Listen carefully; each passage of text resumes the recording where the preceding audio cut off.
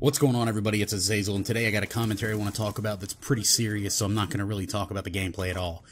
And that's going to be Josh Duggar, the wonderful piece of shit from the show 19 and Counting, about a reality show, oh god, about a family who has 19 kids. They are very fundamental in their religious beliefs, so they just keep popping out kids like they're fucking collectible items or something. Now, I'm not going to talk about that. What I'm going to talk about is what we've all been hearing in the news here lately about Josh Duggar, and that would be the sexual assault on the multiple minors, 5 of them, including several of his sisters, from what I am understanding here. Now, I have not read the entire story on all this because it just sickens me so much it's hard to even read it. But I will say this.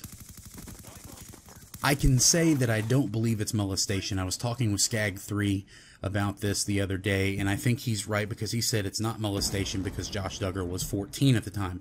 However, it does fit into the category of sexual assault, statutory rape, and even rape. I'm not saying that any of these things are more wrong than the other, but I am going to say that let's get it together and get it right before we say what something is or is not. Obviously, Josh Duggar is a sick fuck to be touching all over little girls while they're sleeping. Jesus Christ, it sickens me to even think about it. But what I want to focus on is, how did this come about? You know, I mean, with 19 kids, I guess, you know, eventually one of them's going to be a fucking pedophile, right? I mean, you know, the odds are. But I really think that this could have been prevented if this family, or at least maybe prevented, we'll never know for sure, if this family was not such an extreme case of Christianity, right? They're so fundamental in their beliefs. They fight against gay rights and gay marriage and everything under the sun. They're just, the Tea Party loves them to fucking death. You know, the Republicans, they just love them. And it drives me insane. Like, it makes me, you can probably hear it in my voice, like how disgusting I think it is. I mean,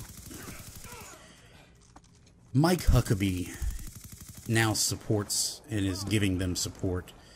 And that guy was a piece of fucking shit to begin with, and I hope this ruins his fucking career. I hope this is the fucking end of it. This is the end of Mike fucking Huckabee forever. Fuck him.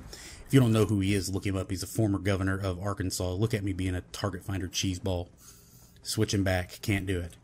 Now, Josh Duggar molested these girls, sexually assaulted, whatever you want to call it, okay? The fact of the matter is he did something absolutely inexcusable, and it was monstrous. All right? Let's just go ahead and put that there. Now, what I want to talk about is maybe if Josh Duggar had a normal family life, it would have been known. They could have approached sexuality and, you know, male and female urges to have sex with him without just smashing him in the face with a Bible. Because the fundamental Christian way of dealing with sexual urges and temptation is to repress them, which very easily is what causes a lot of these sorts of insane urges. I hope the motherfucker dies in a fucking fire. There is absolutely nothing worse than destroying a person like that. No one has been focused on the victims. Now, I know part of it is because they didn't want to release the names, but look, just flat out, he ruined 5 girls' lives. Ruined 5 girls' lives. They will forever live with that stigma. Every relationship, every single thing that they touch, if they have families in their future, it's all going to be affected by this sexual assault by their brother, and for some of them, by a friend of the family, if I'm not mistaken. But just think about it. No one cares about the women, the girls who have been molested.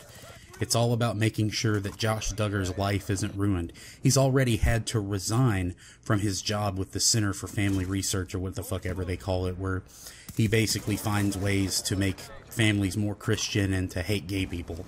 That's what it all boils down to. So, oh God, it's so gross to even think about all this.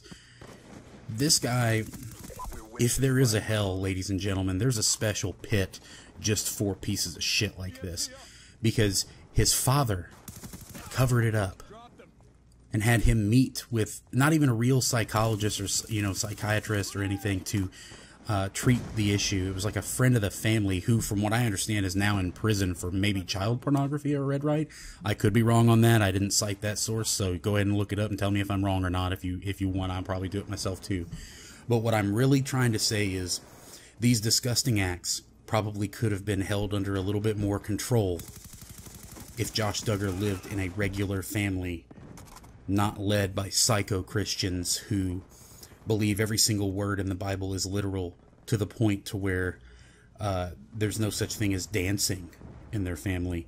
There's no enjoyment. There's no happiness. And they're so brainwashed. The kids are just like, oh, everything's fine. We're happy.